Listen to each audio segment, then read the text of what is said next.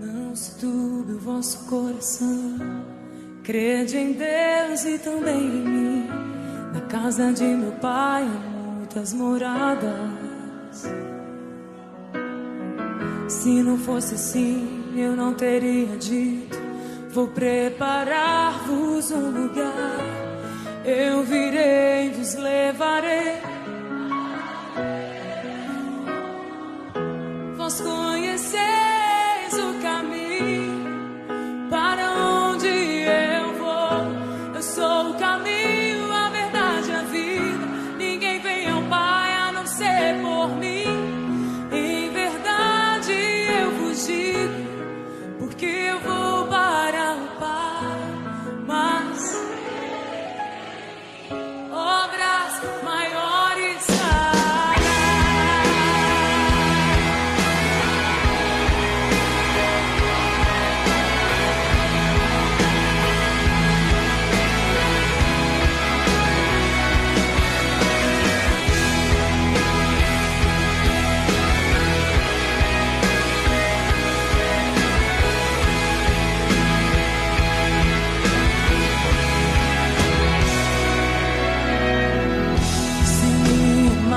Verdadeiramente guardareis os meus mandamentos. Eu rogarei ao Pai, Ele vos dará o Consolador, o Espírito da verdade, que o mundo não pode receber, mas Ele habita em vós e estará em vós para sempre.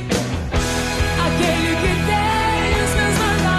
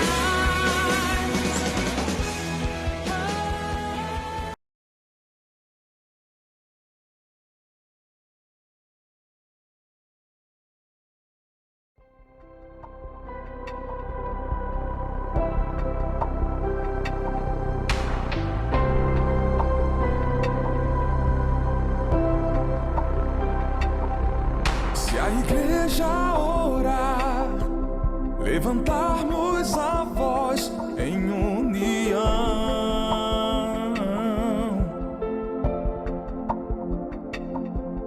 em favor da nação, um clamor pela restauração. Senhor, sara o Brasil. Está na luz, confissão de Neemias, pelos erros pedimos perdão. Perdoa-nos, Senhor, as comportas dos céus se abrirão. Deus virá em favor da nação. Quebra as cadeias, desfaz o jugo, quebra a esterilidade da terra. Estende suas mãos, nos purifica e traz restauração.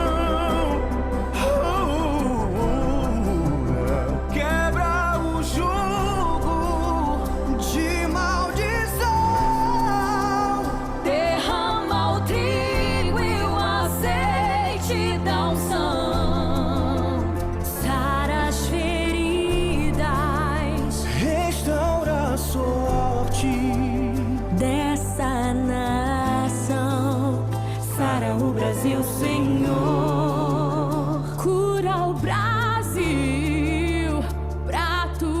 tua glória e adoração. Somos filhos de Deus, clamamos, cura o Brasil. Ao teu nome clamarei. Há poder no teu nome, Deus. Vem, Senhor, assumir o primeiro lugar. O Brasil depende de ti, Senhor. Faz do Brasil lugar da adoração. Filho, volta Brasil.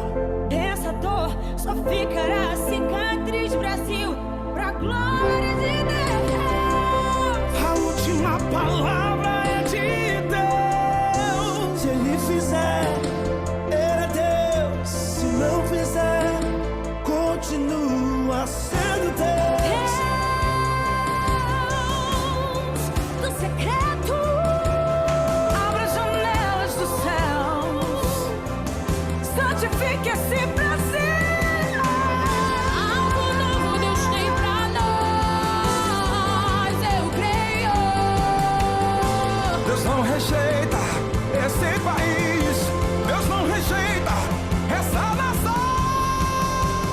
Quebra as cadeias, desfaz o jugo, quebra a esterilidade da terra, estende suas mãos, nos purifica e traz restauração. Quebra o jugo de maldição, derrama o trigo e o azeite da unção, sara as feridas, restaura a sorte dessa nação. Clamamos a ti, Senhor, Cura o Brasil. pra tua glória e adoração.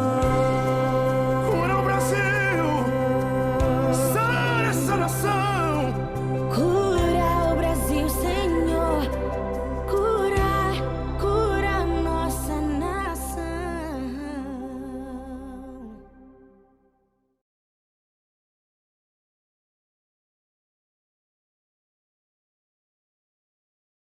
Noite. Eu espero que todos estejam bem, na graça e na paz do Senhor Jesus. Nós estamos hoje aqui com mais uma palavra do Senhor para o teu coração, nesses tempos difíceis, nesses tempos de reclusão. Nós queremos falar um pouco sobre isso também, trazendo aqui o texto, e a história de Ezequias e extrair dela algumas lições para as nossas vidas e também para este momento que nós estamos vivendo. Nós vamos trabalhar com dois textos, Isaías 38 e 2º livro de Reis, capítulo 20, do versículo 1 ao 6. Nós vamos ficar mais em 2º livro de Reis, capítulo 1 ao 6, capítulo 20, versículo 1 até o 6, mas ao longo da ministração nós iremos trabalhar também dentro de Isaías 38. Então, eu gostaria de refletir com você nessa hora e ler com você 2º livro de Reis, capítulo 20, verso 1 a 6, que diz assim: Naqueles dias adoeceu Ezequias de morte, e o profeta Isaías, filho de Amós, veio a ele e lhe disse: Assim diz o Senhor, ordena a tua casa, porque morrerás e não viverás. Então virou o rosto para a parede e orou ao Senhor, dizendo: Ah, Senhor, sê servido de te lembrar de que eu andei diante de ti em verdade e com o coração perfeito, e fiz o que era reto aos teus olhos. E chorou Ezequias muitíssimo. Aconteceu, pois, que, não havendo Isaías ainda saído do meio do pátio, veio a ele a palavra do Senhor, dizendo: Volta e dize a Ezequias, chefe do meu povo: Assim diz o Senhor, Deus de Davi teu pai: Ouvi a tua oração e vi as tuas lágrimas. Eis que te sararei, e ao terceiro dia subirás à casa do Senhor. E acrescentarei ainda: aos teus dias 15 anos, e das mãos do rei da Síria te livrarei, a ti e a esta cidade, e ampararei esta cidade por amor de mim e por amor de Davi, meu servo. Amém? Até aqui. Então, queridos, para nós entendermos aqui a situação, quando nós chegamos no capítulo 20 de Ezequias, nós temos um rei bem-sucedido. Nós temos um rei que ele tinha acabado com a idolatria de Israel, ele tinha colocado toda a parte espiritual em funcionamento dentro do povo de Israel. Então, claro, Deus estava contente com esta parte, né? Nós sabemos que muitos reis pisaram aí na bola com o Senhor, né? Na questão da obediência à palavra dele, mas Ezequias não. Ezequias realmente ele fez tudo o que era reto, né? E acabar com a idolatria, isso é algo que mexe com o coração de Deus, né? No Velho Testamento é a ênfase, a tônica da ira de Deus, foi realmente a idolatria, e Ezequias então ele trabalha justamente nessa área, e ele consegue colocar o povo realmente em ordem. E aí então, o que acontece? A gente vê aqui um Ezequias bem sucedido, com bastante experiência, né, espiritual com Deus. Eu não sei se os irmãos lembram naquele episódio do rei Senaqueribe, né? Nós até fizemos uma campanha de terça-feira em cima, né, dessa história. Então o rei Senaqueribe, ele cercou todo Judá, todo Israel para invadir. Ezequias e Isaías na época eles trabalhavam juntos, né? Ezequias no reinado e Isaías como profeta da época, e nós sabemos que Deus deu um grande livramento nessa fase da vida de Ezequias. Então tudo isso, queridos, fez com que Ezequias fosse ficando tarimbado, né, muito experiente com Deus, né, no relacionamento com Deus. E aí então, queridos, nós andando aí no texto, você vai ver que de repente acontece algo aqui com Ezequias, né? Ele é pego de surpresa, na verdade, quando essa doença acomete a sua vida, quando chega esta crise na sua vida. Ele não está esperando isso, né? Porque ele é um rei bem sucedido, é um rei que tem muita comunhão com Deus. Então acho que na cabeça dele ele achou, bom, eu vou viver um mar de rosas aí sempre, né? Sempre tudo vai dar certo para mim, porque eu estou fazendo exatamente o que Deus quer. Mas, queridos, o que acontece é que Deus é um Deus que ele trabalha nas nossas vidas, né? Deus, o interessante de Deus é que ele quer que não só a parte espiritual de uma pessoa esteja em ordem, mas ele quer o espírito, a alma e o corpo, né? Ele quer a parte social, a parte espiritual, a parte financeira. Todas as áreas da vida de um cristão devem estar em linha com a vontade de Deus, né? E é isso que eu quero compartilhar com os irmãos aqui. Então, esta enfermidade, ela chega de surpresa, essa crise chega de surpresa na vida de Ezequias, ele não estava esperando por isso. E aí então, quando a gente vai para o capítulo 38 de Isaías, né? Isaías 38, no versículo 10, ele mesmo diz assim: ah, Senhor, no vigor da minha vida, nos melhores dos meus anos, o Senhor permite que esta desgraça venha na minha vida, quer dizer, eu vou morrer no auge da minha carreira. É isso que Ezequias não estava se conformando, né? Ele era bem sucedido, ele estava lá no auge, e bem no auge, Deus fala: olha, encerrou por aqui, você vai morrer. Então ele falou: eu não estou acreditando que nos melhores dias, agora que eu cheguei no sucesso, agora que eu cheguei no topo, o Senhor vai me tirar de cena. Então este era o clamor de Ezequias para com Deus. E aí então, você vê que ele clama, né? Senhor, eu tenho feito tudo direitinho, eu tenho, obedecido a tua palavra, Israel está em ordem com o Senhor, está te cultuando, não há idolatria, né? Por que o Senhor permitiu isso, né? Então, às vezes, essas coisas, queridos, chegam de surpresa nas nossas vidas também, né? A crise que nós estamos vivendo, às vezes você pode pensar: puxa, mas eu sou temente a Deus, eu tenho orado, né? E aí, de repente, nós estamos vivendo isso. Eu sei que existem pessoas que não estão em ordem com Deus, mas a gente sabe também que existem, né, os servos de Deus que são fiéis aí ao Senhor. Então aí, queridos, o que acontece? Nós vamos vendo aqui que Deus às vezes permite crises para que a gente coloque a nossa casa em ordem, Porque a nossa casa, queridos, não consiste apenas na parte espiritual, né? Às vezes você fala, puxa, mas eu oro, eu jejuo, eu faço tudo certinho, eu dizimo, olha, a minha vida com Deus está impecável. Mas nós temos que entender, como eu falei aqui agora há pouco, que Deus ele está de olho em todas as áreas da nossa vida. E aqui, quando a gente chega no texto de Ezequias, a gente vai ver que ele tinha um alto conceito de si mesmo. Mas Deus vê muito mais do que isso, né, amados?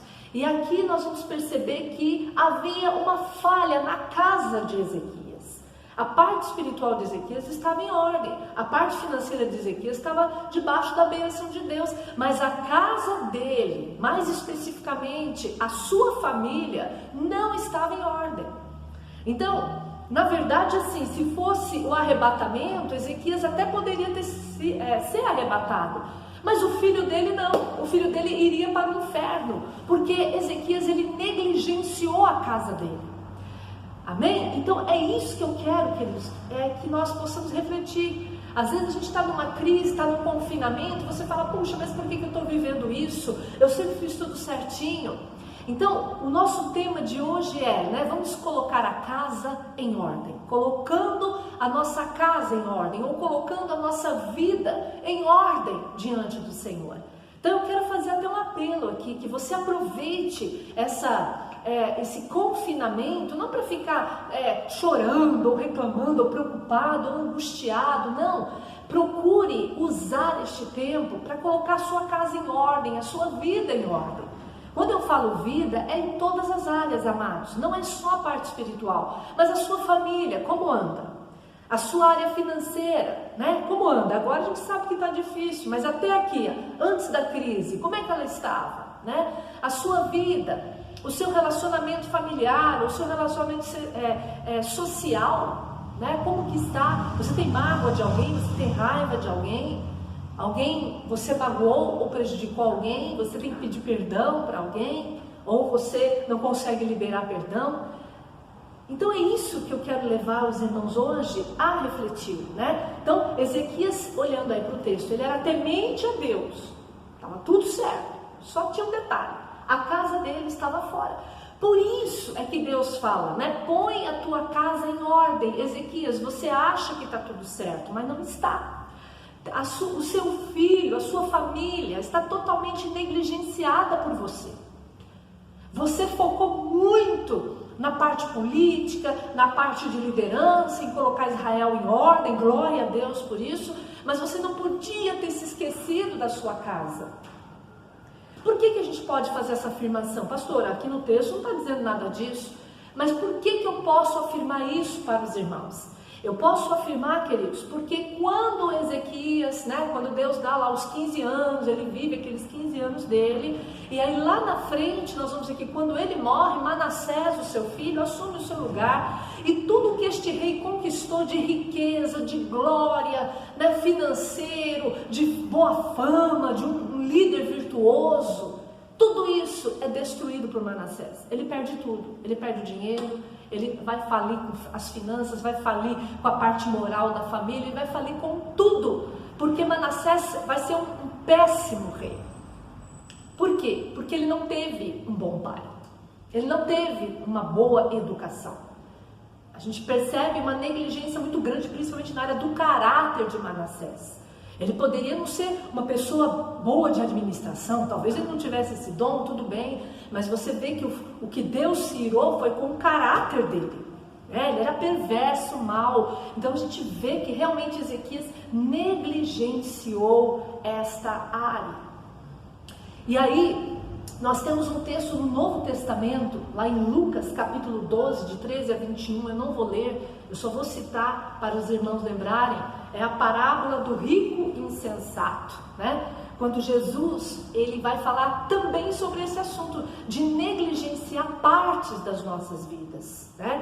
Só que aqui nós estamos vendo a família, né? O rei Ezequias, ele se empenhou muito na parte financeira, na parte política, na parte do ministério dele, né? Como rei, na parte espiritual, tudo isso nota 10 para ele, mas a família, um negativo. Não é nem zero, é um negativo, né?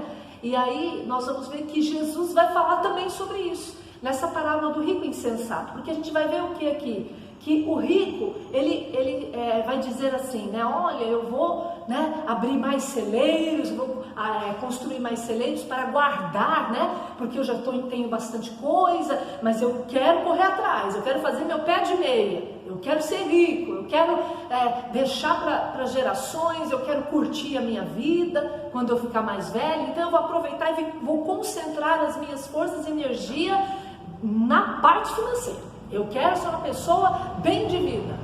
E foi isso que esse rico fez. Você pode conferir lá o texto, né? Estou usando aqui as minhas palavras, mas o texto ele quer dizer exatamente isso.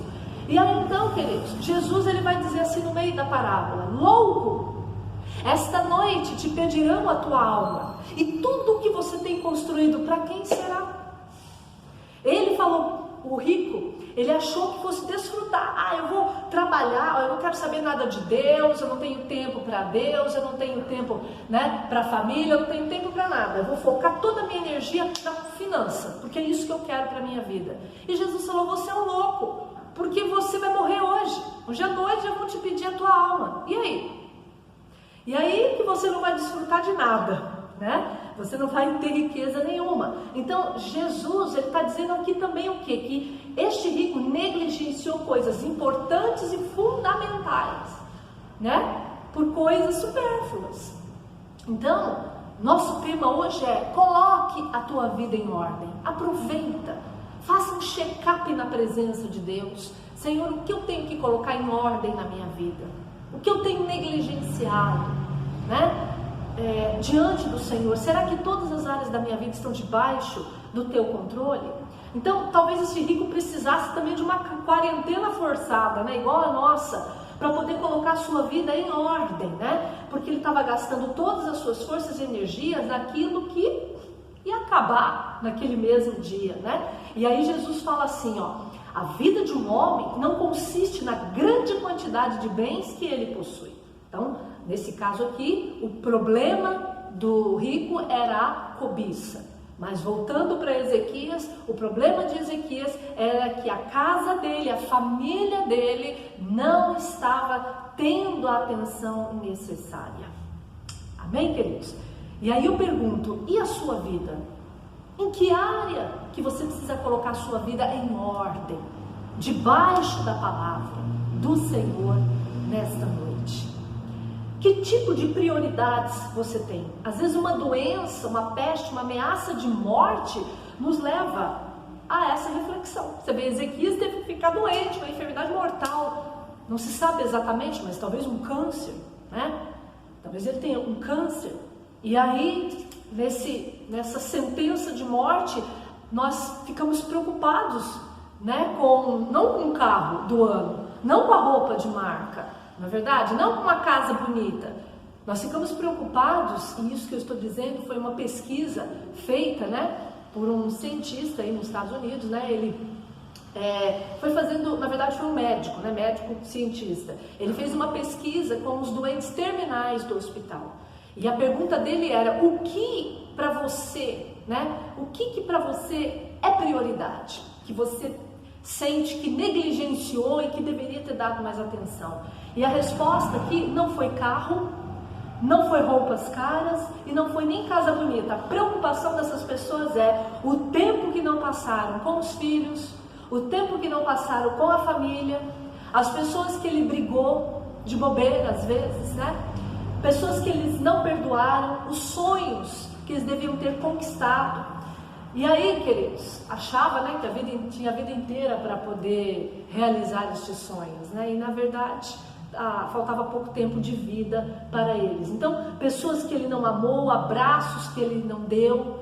Então hoje é um dia da gente pensar: puxa, que áreas que eu estou negligenciando?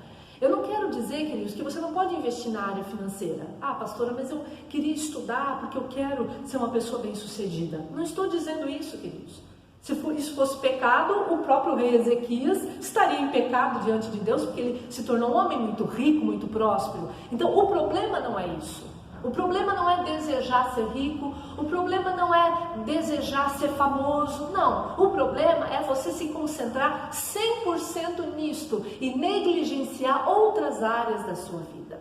Porque Deus, Ele quer que todo ser humano, espírito, alma e corpo, a parte relacional, toda ela esteja debaixo do controle da Bíblia, da palavra de Deus.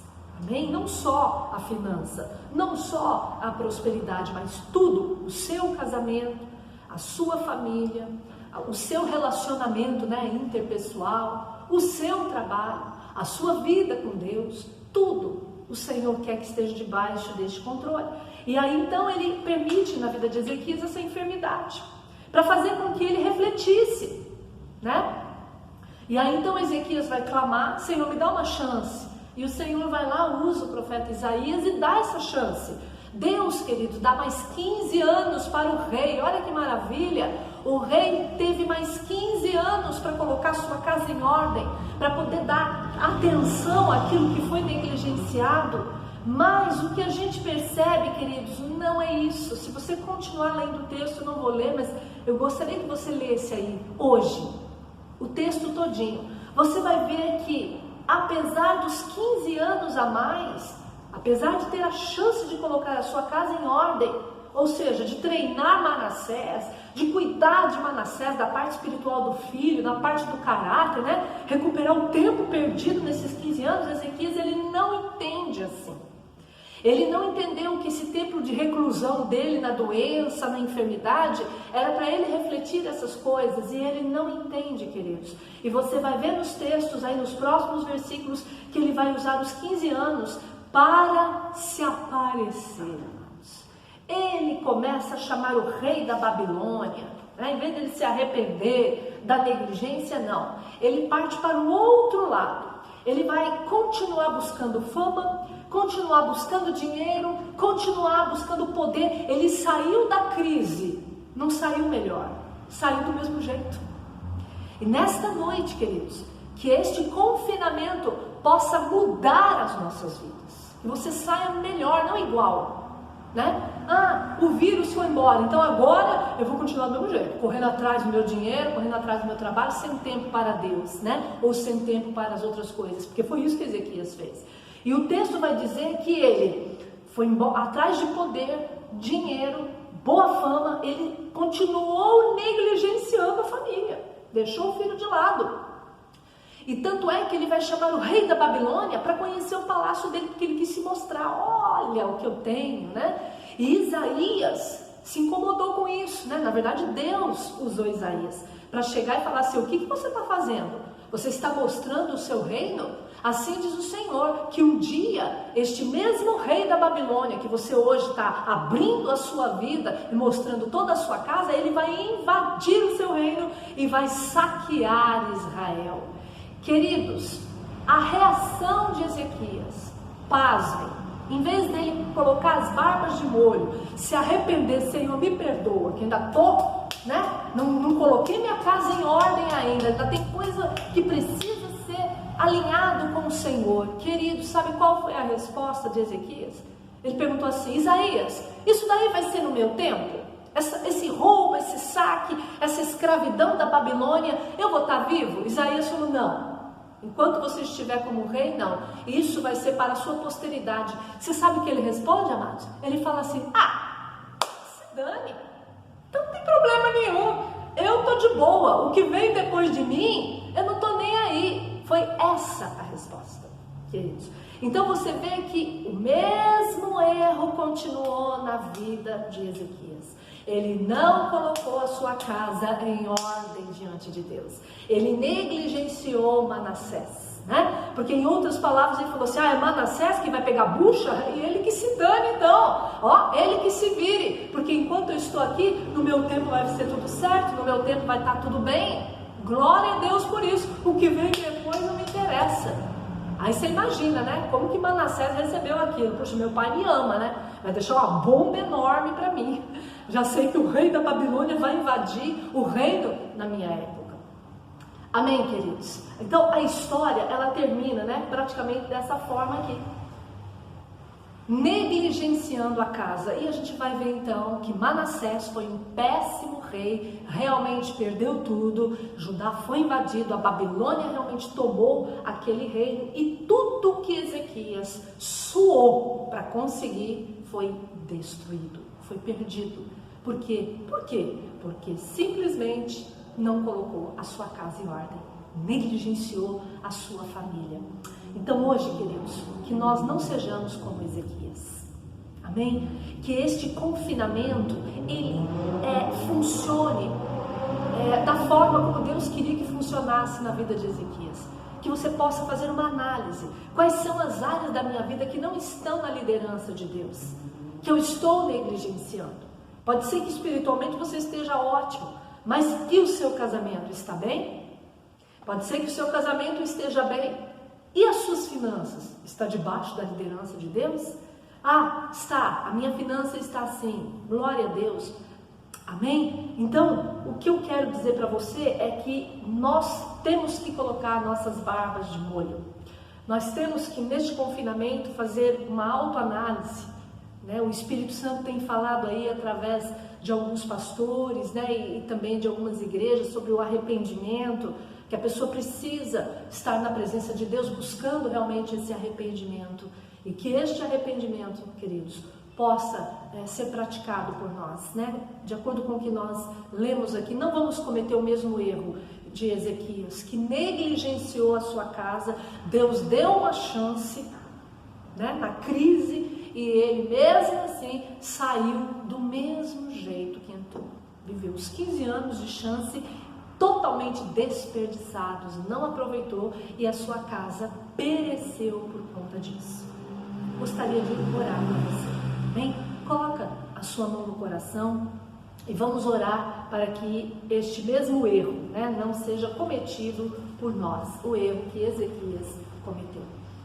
Deus eterno e Deus poderoso, neste momento, Senhor, visita cada casa, cada lar aqui, Pai, que possamos colocar a nossa vida em ordem na Tua presença, meu Deus, seja qual for. Às vezes nós temos um autoconceito de nós mesmos, achando que somos bons, que estamos em dia com o Senhor, mas há áreas que precisam de uma atenção especial, meu Deus, e que só o Espírito Santo pode revelar esta verdade nos nossos corações. E a minha oração, meu Deus, é que a Tua igreja, especificamente a Atos Comunidade Cristã, possa estar aproveitando este confinamento para colocar a sua casa em ordem, a sua vida realmente em ordem diante do Senhor, o seu casamento, a sua família, os seus relacionamentos, a parte devocional e espiritual e corpo, possam estar em perfeita ordem diante da Tua presença, meu Pai. É o que eu te peço em nome de Jesus. Nos ajude a colocar as coisas em ordem e a nossa vida em ordem diante da Tua presença. É o que eu te peço em nome de Jesus. Amém e amém. Amém. Mais um pouquinho, amados, eu quero pedir a sua atenção, porque nós temos aqui, deixa eu ver se eu acho, o meu, além desta oração que eu fiz com vocês, eu quero também orar pelos aniversariantes do mês de março, Nós passamos aí o mês de março e não oramos pelos aniversariantes. Então eu gostaria de fazer aí, declarar os nomes, dos nossos irmãos. Então, o pastor Wagner Augusto de Oliveira, a Mariene do Prado Lins, a Maria Souza, a Bianca Dias Araújo e a Saraí Robadê. Então, para esses nossos irmãos, nós vamos orar agora, pedindo a bênção de Deus, a prosperidade do Senhor. Deus eterno e Deus poderoso, eu quero colocar diante de Ti também, Senhor, esses nossos irmãos amados. Continua ajudando a cada um deles, ó Pai, continua abençoando, Senhor. Obrigado por mais um ano de vida que o Senhor deu a cada um deles, onde a Tua graça, A tua compaixão e a tua misericórdia se renovou sobre a vida deles. E que neste próximo ano que se inicia, o Senhor possa realmente cumprir os desejos do teu coração na vida de cada um deles. Eu oro para que a tua bênção esteja na área financeira, na área espiritual, na área, Senhor, de comunhão, de relacionamento, na área familiar, na saúde.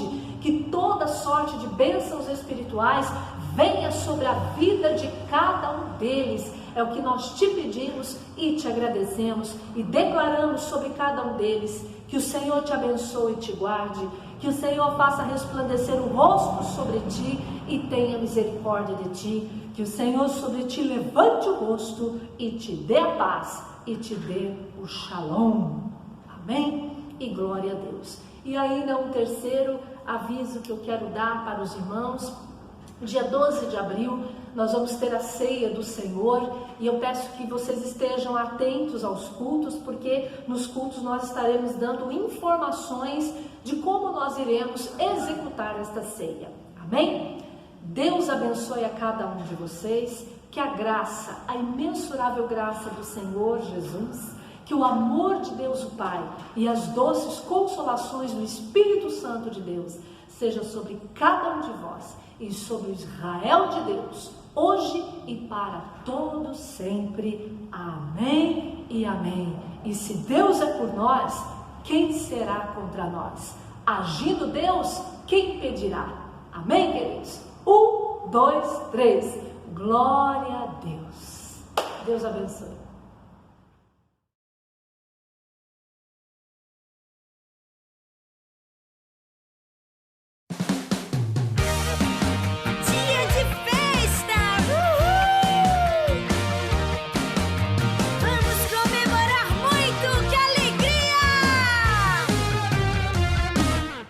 Hoje tem festa pra comemorar. Hoje é dia de brincar e de dançar. E nessa festa só não pode entrar o mau humor e a tristeza sai pra lá. Tem brigadeiro, tem bala, tem balão, tem chiclete, chocolate e diversão. Tem pipoca, muito bolo e guaraná. E o parabéns que não pode faltar.